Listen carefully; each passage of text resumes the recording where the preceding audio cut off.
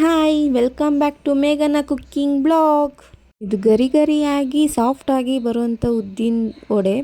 ಇದು ಮೊದಲನೇದಾಗಿ ನಾನು ನೈಟು 2 ಲೋಟದಷ್ಟು ನಾನು ನೆನೆಸಿಟ್ಕೊಂಡಿದ್ದೆ. ಇದು ಮೊದಲೇ ನೆನೆಸಿಟ್ಕೊಂಡಿರಬೇಕು. ನೋಡಿ, ನಾನು ಚೆನ್ನಾಗಿ ತೊಳೆದು ಇಟ್ಕೊಂಡಿದ್ದೀನಿ.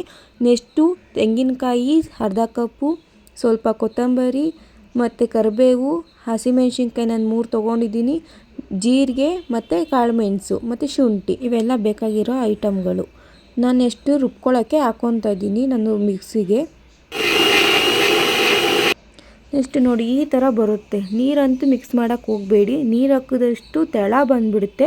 ಅದು ಎಣ್ಣೆಗೆ ಹಾಕ್ಕೊಳ್ಳೋದಕ್ಕಾಗಲ್ಲ. ಅದು ನೀವು ಫುಲ್ಲು ತೆಳ ಮಾಡ್ಕೊಂಡಷ್ಟು ನೋಡಿ, ಈ ಥರ ಗಟ್ಟಿಯಾಗಿಯೇ ರುಬ್ಕೊಬೇಕು ನೀವು. ನೋಡಿ, ನಾನು ಎಲ್ಲ ರುಬ್ಕೊಂಡಾಗಿದೆ. ರುಬ್ಕೊಂಡಿದ್ದು ಈ ಥರ ಬಂದಿದೆ ನೋಡಿ.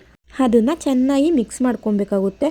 ಅದಾದಮೇಲೆ ಜೀರಿಗೆ, ಸ್ವಲ್ಪ ಕುಟ್ಟಿರೋವಂಥ ಮೆಣಸು, ಸಣ್ಣದಾಗಿ ಹೆಚ್ಕೊಂಡಿರೋವಂಥ ಹಸಿಮೆಣ್ಸಿನ್ಕಾಯಿ, ಆಮೇಲೆ ಚಿಕ್ಕದಾಗಿ ಕಟ್ ಮಾಡ್ಕೊಂಡಿರೋವಂಥ ಶುಂಠಿ, ಆಮೇಲೆ ಕರಿಬೇವು, ಸ್ವಲ್ಪ ತೆಂಗಿನಕಾಯಿ, ಅದು ಕೂಡ ಸಣ್ಣದಾಗಿಯೇ ಕಟ್ ಮಾಡ್ಕೊಂಡಿರಬೇಕು.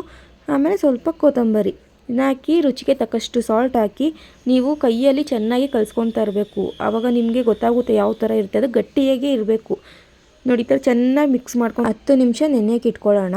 ಅದಾದಮೇಲೆ ಎಣ್ಣೆ ಕಾಯಿ ಇಟ್ಕೊಳ್ಬೇಕು. ಒಂದು ಬೌಲಲ್ಲಿ ನೀರು ಇಕ್ಕೊಬೇಕು. ಅದು ಕೈಗೆ ಅಂಟಬಾರ್ದು, ಆ ಥರ ಹಸಿಟ್ಟಾಗಬೇಕು ನೋಡಿ. ಈ ಥರ ಆಗಿದೆ.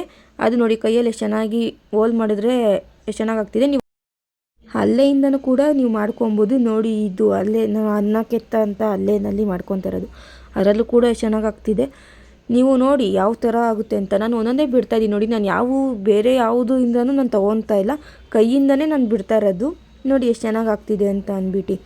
ಈ ಥರ ಗರಿ ಗರಿಯಾಗಿ ಬರಬೇಕು. ನಾನು ಯಾವ ಸೋಡಾನೂ ಮಿಕ್ಸ್ ಮಾಡಿಲ್ಲ, ಯಾವುದು ಕೂಡ ನಾನು ಏನೂ ಹಾಕಿಲ್ಲ ನೋಡಿ. ಬೇರೆ ನಾನು ಏನು ಐಟಮ್ ಹಾಕಿದ್ದೀನೋ ಅದನ್ನೇ ಅಷ್ಟೇ ಹಾಕಿರೋದು, ಬೇರೆ ಕೂಡ ಯಾವುದೂ ಹಾಕಿಲ್ಲ ನೋಡಿ. ಒಂದೊಂದಾಗಿ ಬಿಡ್ತಾಯಿದ್ದೀನಿ ಯಾವ ಥರ ಇದೆ ಅಂತ ಅಂದ್ಬಿಟ್ಟು. ಅದು ಕಲರ್ ಚೇಂಜ್ ಆಗುತ್ತೆ, ಆವಾಗ ನಿಮ್ಗೆ ಗೊತ್ತಾಗುತ್ತೆ. ಒಳಗಡೆ ಎಷ್ಟು ಸಾಫ್ಟಾಗಿ ಬರುತ್ತೆ ಗೊತ್ತಾ, ಗರಿ ಗರಿಯಾಗಿ ಸಖತ್ತಾಗಿ ಬರುತ್ತೆ ನಿಮಗೆ. ಇದು ನೋಡಿ ಯಾವ ಥರ ಇದೆ ಅಂತ ಅಂದ್ಬಿಟ್ಟು. ಒಳಗಡೆ ಸಾಫ್ಟಾಗೂ ಇದೆ, ಮೇಲ್ಗಡೆ ಗರಿ ಗರಿಯಾಗಿರುತ್ತೆ. ತಿನ್ನೋದಕ್ಕೂ ತುಂಬ ಚೆನ್ನಾಗಿರುತ್ತೆ. ನೀವು ಟ್ರೈ ಮಾಡಿ, ಮನೇಲಿ ಹೇಗೆ ಬಂದಿದೆ ಅಂತ ಕಮೆಂಟ್ ಮಾಡಿ. ನೆಕ್ಸ್ಟ್ ರೆಸಿಪಿಯಲ್ಲಿ ಏನು ಬೇಕು ಅಂತ ನನಗೆ ಕಮೆಂಟ್ ಬಾಕ್ಸಲ್ಲಿ ತಿಳಿಸಿ. Thank you.